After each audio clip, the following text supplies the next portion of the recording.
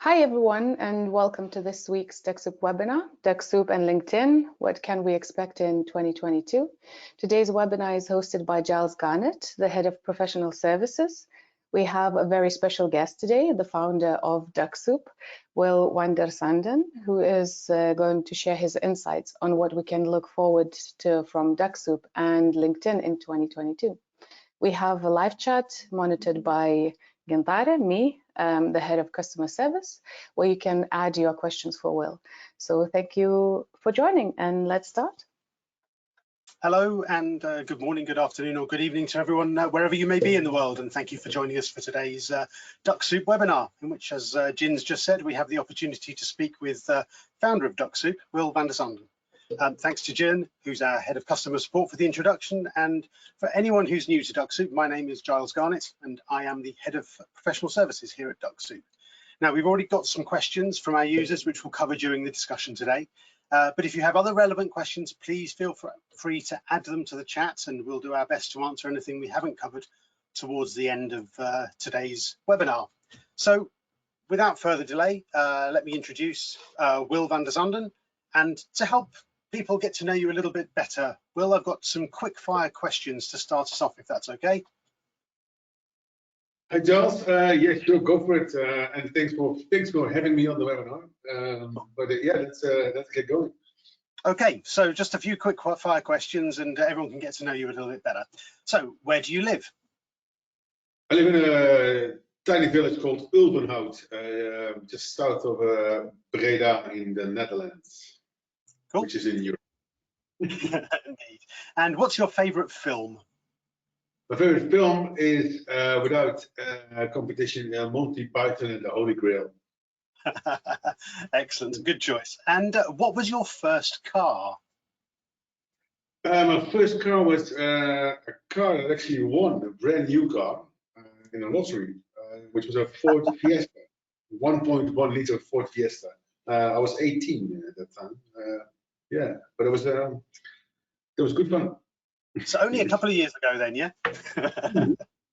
Yeah, 7.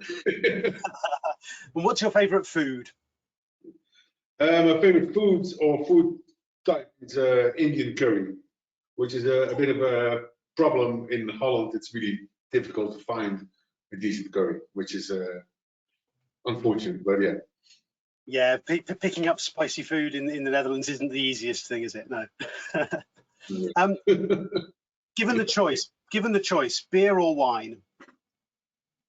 Oh, beer, yes, no doubt. No hesitation there at all. And then, considering the time of year, a few festive related questions. Your Christmas tree this year, fake or real? Oh, it's going to be real, like every year. Otherwise, it doesn't smell, and then I find it pointless. So yeah, definitely real. And white lights or multicolored lights? White. It's easier on the eye. And then probably a particularly European question, I'm not sure. Brussels sprouts or no Brussels sprouts? Yeah, it's either way. I know maybe this is a yes no, not the right yes no answer, but I could go with or without. But with the having to choose, I'll go with. Cool. Yeah. And then say it's Christmas Day and it's come down, you've got a nice covering of snow. Would it be a snowball fight or build a snowman? Or a fight, yes. And what would be your perfect way to spend Christmas Day? Wake up and have lots of nice food with the family, and then have lots of presents, and just have a day of eating and drinking and playing games with the family, and ideally in a snow-covered environment. Nice. Well, maybe we will have a white Christmas in Europe this year. We never know. But thank you for that, Will. So now that we've had the chance to get to know you a little bit better, let's move on to some more Dux-Soup and lead generation related topics. Sorry about that, fall over my tongue. So looking back at 2021, in your view, what have been the hottest topics and biggest achievements in the world of Dux-Soup? The hottest topics or biggest achievements. Well, the hottest. The hottest topics. Can you just help me out here a little bit, Charles? Yeah. So What sort of if we go back to where we started the year, we've done a number of different things. I think one of our first things we did was our HubSpot integration. We've also been through a rebranding process with the new brands. We've faced quite a few challenges from LinkedIn with some changes that have happened there with connection request limits. But then we've also come back with some campaign developments as well. So I don't know if there's anything there you'd like to elaborate on. Yeah, no, absolutely. The campaign feature, I think, has been a really big sort of change for the way people use Dux-Soup, and it really fits with the new sort of restrictions within LinkedIn. And yeah, I would say it's definitely it's a big step forward from where we were a year ago. And also that together with the different integrations, especially HubSpot, it just makes for a lot richer lead generation or lead management environment than where we were a year ago. Yeah, I think you're right. The landscape has changed considerably from 12 months ago, because I think it was the first noises we heard around the connection request limitations were sort of March, April time. So we got through the first quarter, and then suddenly this challenge, we were faced with that challenge. So then, yeah, that impacted our users quite considerably in some ways.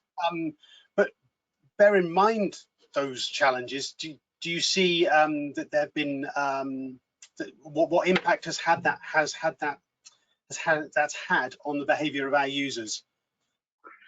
Well, obviously, the big change where LinkedIn put significant restrictions on the number of connection requests you could send per month or per week, meant people had to reevaluate their process.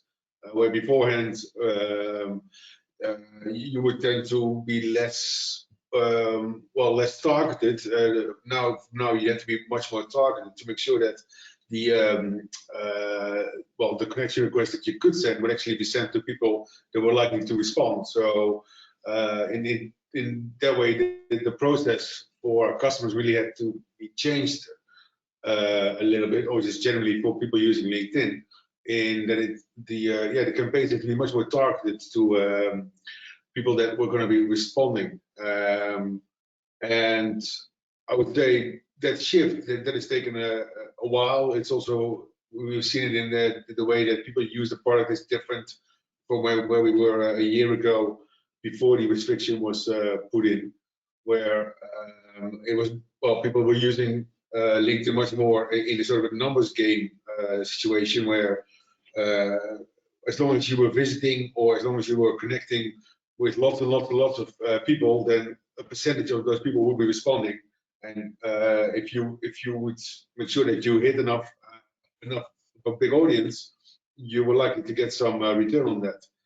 And that tactic really had to be changed to a much more targeted approach. So what we're seeing is users putting a bit more time in up front to do that targeting, a bit more effort up front, but that actually in the net result of that can be better quality leads being discovered because of the better targeting. Yeah, absolutely. It means that you need to be doing a bit more thinking about who you're targeting with the product and what messaging you're using to target those prospects. But then the result will be that you're going to get more sales engagement out of those out of the lead generation process. But it does require a bit more upfront planning of your campaigns. Yeah. And then looking back a little bit further, with regards to the pandemic that we've all experienced to some degree or another over the last 20 months or so, I suppose, has this had an impact on Dux-Soup and its users?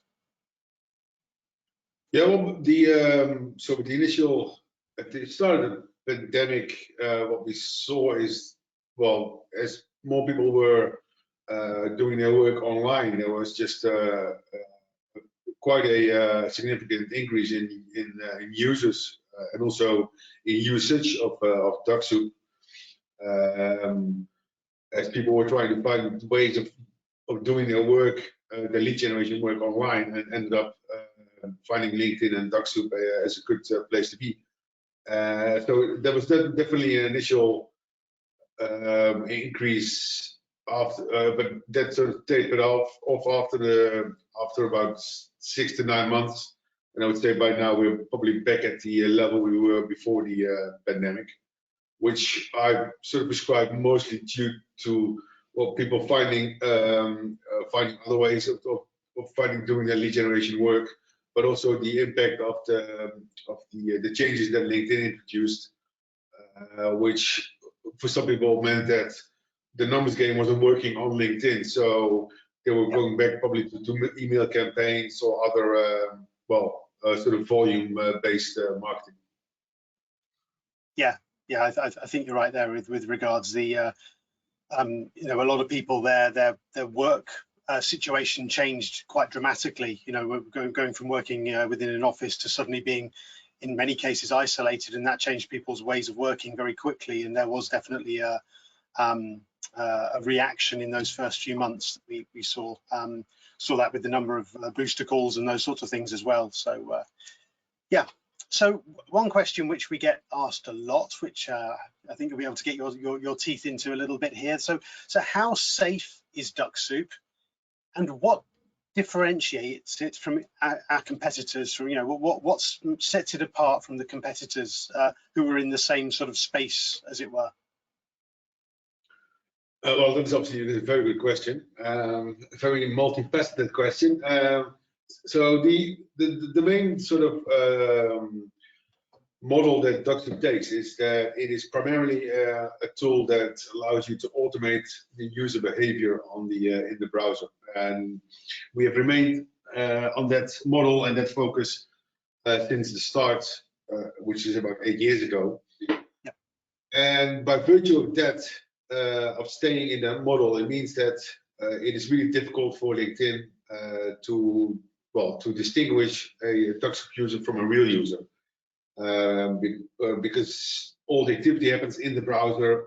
The timing and the pace and the volume of activity is because of all the features in Dux-Soup that keep the robot in check. It's at a pace and volume that is humanly possible and that is allowed within the LinkedIn limit. So yeah, by adhering to that model, we made it really difficult for LinkedIn to, or even not just technically difficult, but also it made it for LinkedIn sort of, not really worthwhile to look and find other ways of detecting Dux-Soup, because if it's activity that could be humanly done, then it is sort of a fair use of the platform, despite maybe some of the wording in their terms. But so that is one big difference between Dux-Soup and the competition, where the competition, what we've seen, they tend to either use the private LinkedIn API for their own purposes, which you will find, according to the Digital Millennium Copyright Act, is not something taken too lightly. So yeah, I think using their API for that purpose is just not really kosher, and we say we don't do that.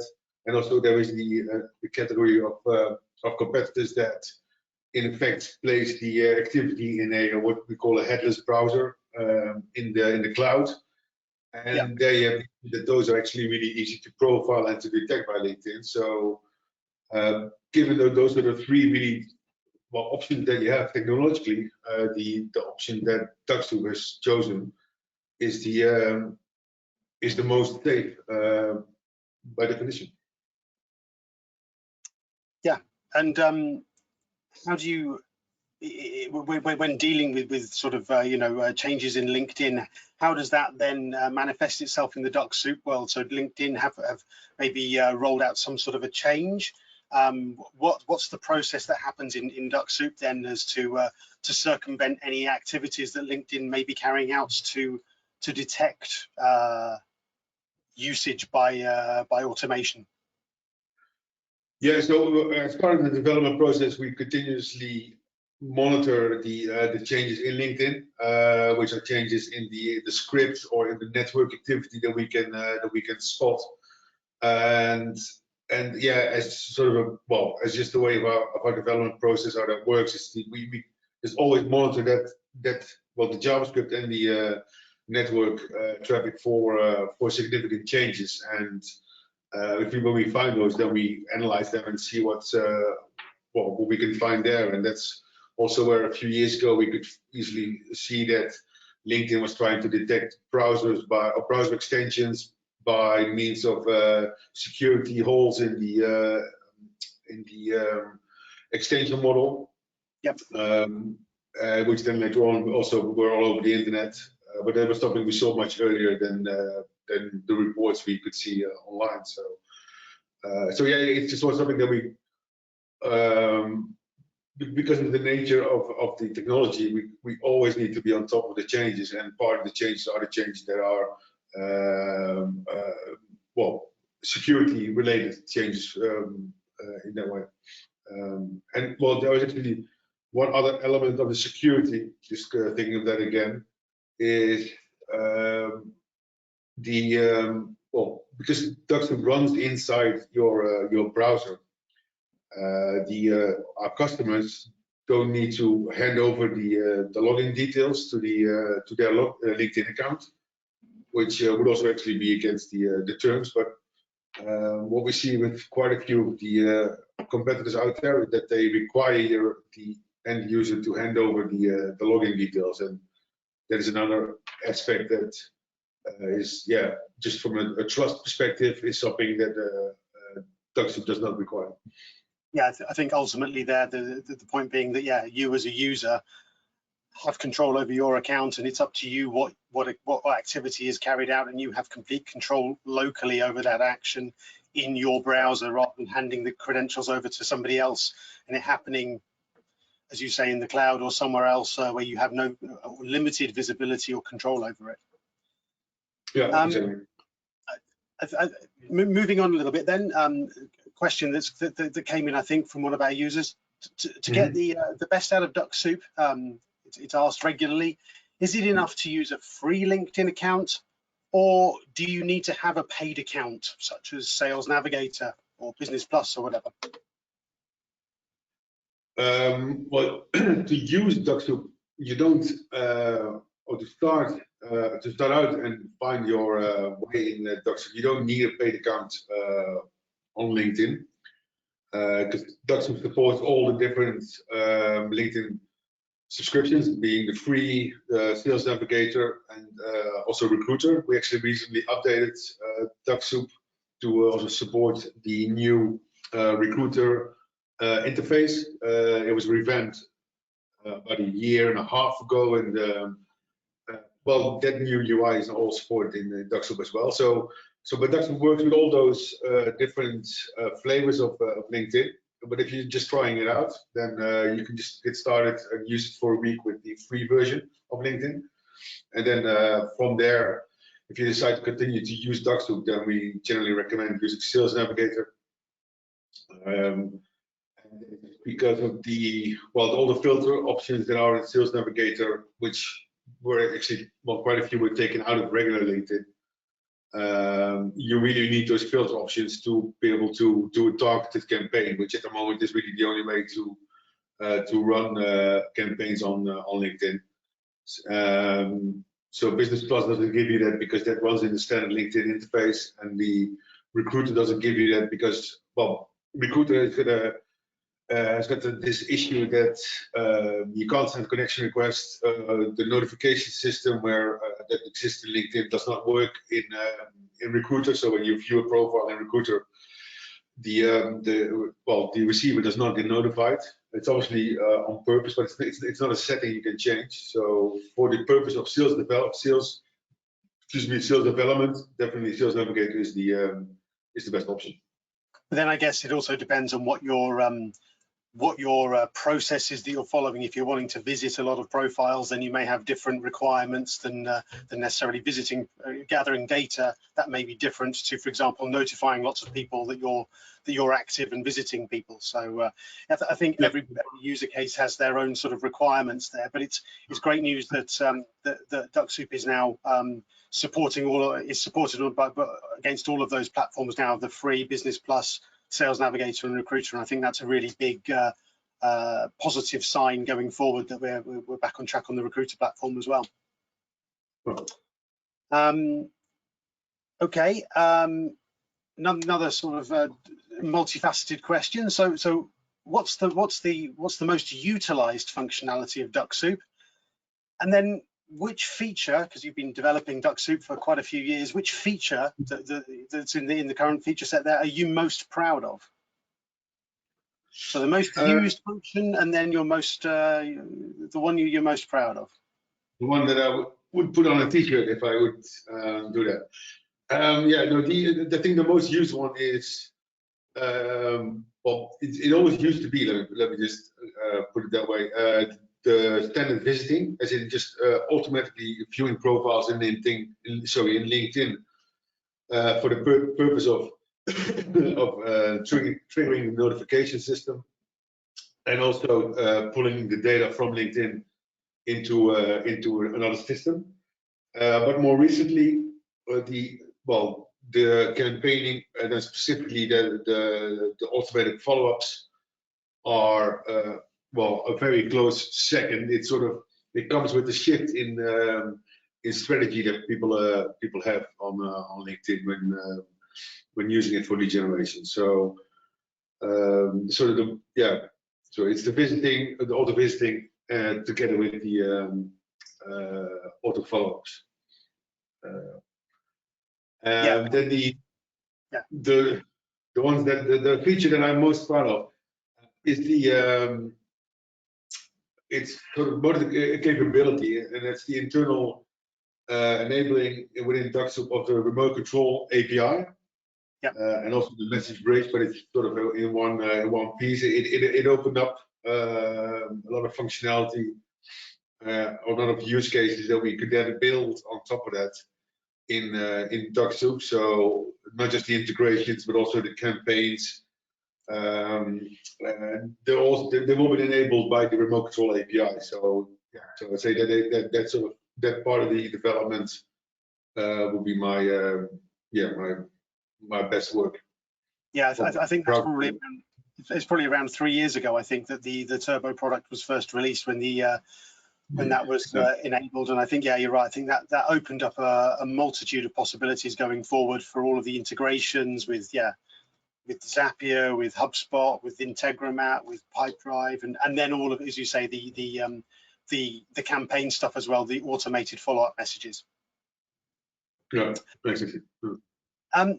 Can you share with us, and I maybe can offer some information here as well, which may be of use. Can you share with us some of the most noticeable success stories you've heard from clients that are using Dux-Soup? Yeah, so it's difficult to answer that, mainly because I can't really share any names. Most of the information that I have on that is really from having conversations either via support calls or other or partner-related calls with customers that sort of going back 4, 5, 6 years, and seeing the customer grow in number of clients that they have. So yeah, I've seen quite a few that started out just trying out and wanting to know more about Dux-Soup, and then later on talk to the same people who are running their own business like that. But I can't really give you any names because those are just really just private conversations. But I know that we've got quite a few case studies, and I know that you, Giles, you've had quite a bit of exposure to some of the success stories via the webinar. So maybe you can give a few examples. Yeah, well, one very recent example who presented for us a month or so ago on the webinar series was Scott Wright from Amped Marketing, who has grown his business using Dux-Soup, and has, I mean, he told his story on the webinar, 4 or 5 weeks ago, I think it was, Fascinating story of how he's grown from basically nothing. He started using Dux-Soup as a means to an end within a former job, within a former role, and then he's moved, gone independent, set up his own business, and now has quite a team of people working for him. He's based over on the west coast of the US and is doing very well. I've got another client who I speak to regularly who we may be able to get a case study out of them looking forward to next year. But basically, the summary of his situation is that he was made redundant around the start of the pandemic time, and has then built his own marketing business, lead generation marketing business on the back of Dux-Soup, has done a lot of work in integrating Dux-Soup with other systems to help him manage all of the message flows, all of the campaigns, all of the tracking and everything. And he's now got in excess of 20 accounts, I believe, running Dux-Soup on behalf of a number of different clients across several different industries. And I think that's the interesting thing to see, is it's not just a single industry. There's many strands. I mean, the guy I'm referring to there is UK based, and he works in a couple of very specialist areas, but he has a more general approach as well. And he's finding that his business has not been impacted, for example, by the LinkedIn limitations, because with especially a relatively narrow group of target areas, you know, some fairly specialized business areas, it is about targeting the right people and not the big broad brush scattergun approach that I think we saw, you know, a year or two ago before the LinkedIn limitations came through. But yeah, I mean, have a look at I think for our users, have a look at the website. We've got a number of case studies on there, and we look to update those all the time and share information, the success stories. So so check out the website for more information on some good news stories there. Looking forward to the next year, of course, it's approaching the end of 2021. What features do you have in the pipeline for Dux-Soup, and do you have any more direct integrations planned? And are you able to share any of the details with our audience today? Well, I can definitely share the highlight. Not sure about the details, but yeah, we've got an ever-changing roadmap based on many factors. But I would say the key areas where we're looking for next year to really build on is, for one, the deployment, the model. At the moment, the deployment of Dux-Soup is all, it's an extension effectively plus a web application. And we're looking to really move some of the functionality that is inside the extension, to move that into the web application, where especially for people running 24/7 operations, they'll find it easier to run Dux-Soup without having to leave their laptop running, or without having to have dedicated hardware. Just so we'll be looking at a hybrid model where some of the extension functionality will move into the cloud. So it wouldn't be a cloud model, but it will definitely be easier to deploy for a multi-feed accounts. So that will be one area. The other area is for team-based or team-aware functionality.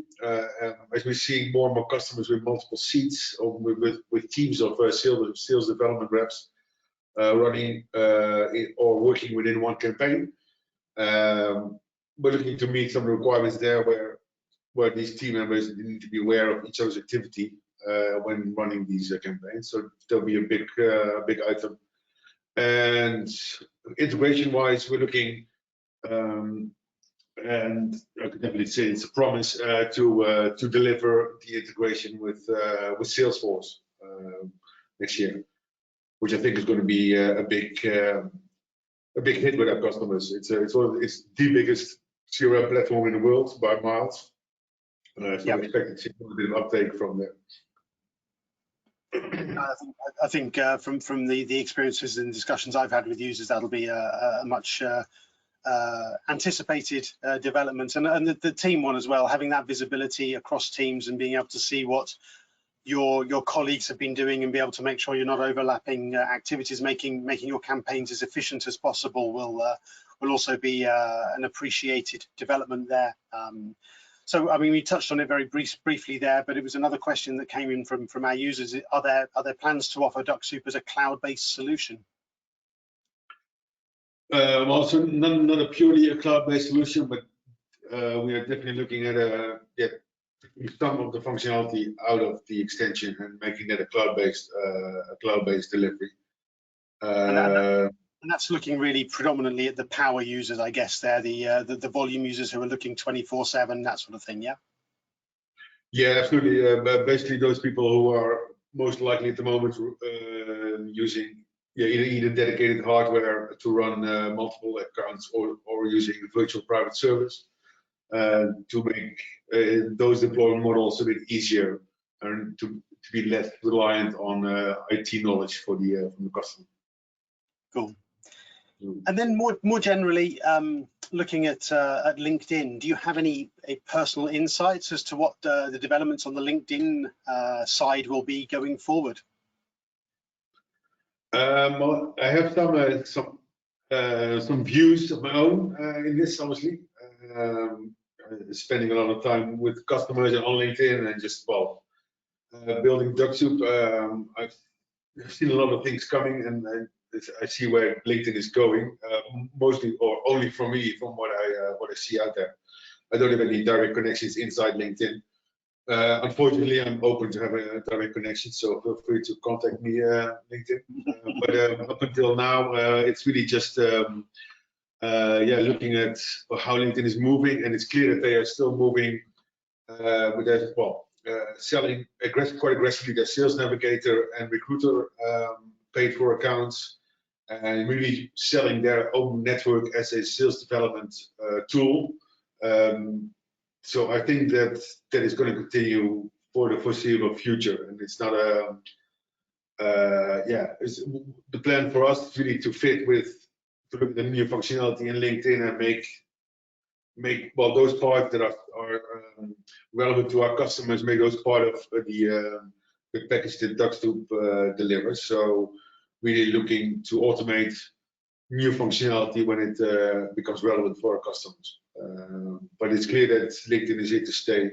There's nothing at the moment coming close as a platform for lead generation. Yeah, they've certainly cornered the market there, and if you look at the numbers, it's quite astonishing, and the continuing growth as well. Absolutely. Yeah. And then, how do you see the mid to long-term future of lead generation automation? Do you see any changes as to how that's going to look going forward? Well, I think one of the changes is sort of in line with the reduction in connection requests that we've seen. So in effect, what we're seeing is that the lead generation is becoming much more targeted, much more granular in messaging, and also much more, in effect, much more personalized, whereby the interaction with your prospects is it becomes a much richer conversation that also will in the future become much more AI driven. And in the future, I mean in the very near future, probably in the next year or two, the capabilities are already there. It's more in how far it is worthwhile to automate that part of the process of lead generation, but the capabilities already exist without a doubt. And I think that also is reflected in some of our guest speakers that we've had this year. If we look back at Mike Cohen, who presented on the messaging front, and then also Scott talking about the philosophy and the way that you should approach people. I think that's starting to be echoed there already, and you'll see that, I think, continuing to develop. And as you say, it's then finding the balance between the time investment in that and the automation side of things, as to how you find that balance and how far you go down that route, I guess. Yeah, that's right. I mean, automation really only makes sense when there is value that you get from running automations. You're not going to automate ad hoc or very specific messaging. So yeah, it's a trade-off. Absolutely. Jin, I know you've been monitoring the chats. Do we have any further questions that have come through? Yes, one of the biggest question was, what is the story behind the name Dux-Soup? And the story behind the name is, well, when we started the company, we're looking for a catchy name, and I say we, it was my wife and myself, and yeah, sort of looking on the internet for different, well, just different ideas. She came across the expression "easy as duck soup," which is a very little known expression that means something that is easy or seemingly easy to do. And so it had the word duck in it, and we replaced CK with an X, because in those days, at the start, the focus was very much on putting data from LinkedIn into a spreadsheet to create your lead list. So that's the X, and yeah, so that's it. And so that's how Dux-Soup came about. Nice, thank you. Another question a bit related to new features. There were quite a few people who were wondering if you have any plans on adding a feature where you can track all the messages from LinkedIn in one place. So like a Dux dash funnel flow, but you can see everything in one space, and then you can run Dux-Soup from Dux dash. To be able to see all activity, I think all the messages and all visits. Well, I mean, it is definitely something that we could be providing as an overall dashboard. We're definitely looking at a more, a dashboard that is less campaign focused, but that will provide you with an overall activity overview of the activity that Dux-Soup runs, and also in the context of a team, to see how a team performs. And that could easily then have drill down options into activity segments that are part of the KPI. So yeah, no, that is definitely on the card. I think it's, well, I'm sure that people have heard it before, but we have a feature request site, so best to drop the feature request there. But I can definitely see that sort of functionality to become part of Dux-Soup. Yeah, hopefully you can see on your screen now our feature request page. That's the address there is feedback.ducksoup.com, and yeah, you can see all of the feature requests that have been put in there, and you can also have a look in there, upvote or suggest your new features as required. We review this on a weekly basis, and yeah, try and provide feedback where appropriate as well. Thank you. That's it for me. Excellent. Well, can I say a very big thank you to you for joining us today, and to give us a bit more of an insight into what we can expect going forward with Dux-Soup, and also giving the people an opportunity to get to know you a little bit better. And yeah, it's a really useful thing. Now, before we go, just a very quick reminder that you can book one-on-one booster or technical sessions to assist you with your Dux-Soup setup and your lead generation activities. You can find the links to book those via our website, or contact our support team for more information via the email address there. It's at the bottom of the page. We are currently working hard planning our webinar program for the coming year, and you'll hear all about that, all of the upcoming topics through our usual channels. So thank you once again to everyone for joining us today, and for those who've asked questions. And that leaves me to wish you all a very healthy and safe festive period. May speak to you before the end of the year. Keep an eye out for a possible webinar before the end of the year, but I'll hand back over to Jin to sign us off, and thank you, everybody.